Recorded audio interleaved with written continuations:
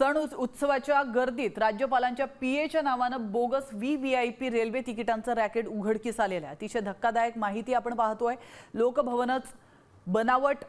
लोकभवनचं बनावट लेटरहेड आणि शिक्क्यांचा वापर करून देशभरात रेल्वेला कोट्यावधींचा गंडा घातला गेलेला आहे। मलबार हिल पोलिसांनी मुख्य सूत्रधार अमरीश ठक्करसह 7 जणांना अटक केली आहे। बेकायदेशीर कमाईचा हा काळा धंदा गेल्या 2 वर्षांपासून सुरू असल्याची माहिती समोर येते।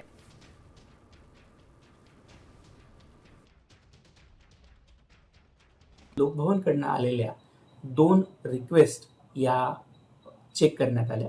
ज्यावेळेस या रिक्वेस्ट लोकभवनला वापस रेफर करण्यात आल्या त्यावेळेस लोकभवनद्वारे हे क्लिअर केलं गेलं की त्यांच्याकडून ह्या रिक्वेस्ट केलेल्या नाहीतच आणि त्या माध्यमातून ही जी एक तिकीट कन्फर्म करणारी टोळी आहे ती निदर्शनास आली आणि लवकरच याची पाळेमुळे खणून याच्यामध्ये अजून जे कोणी व्यक्ती इन्व्हॉल्ड असतील त्या व्यक्तींवर देखील योग्य ती पोलीस कार्यवाही केली जाईल।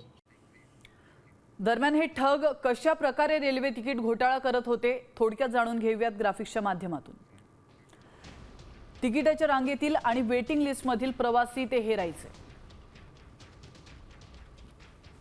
एजंट्स प्रवाशांचे पीएनआर नंबर अमरीशला पाठवायचे।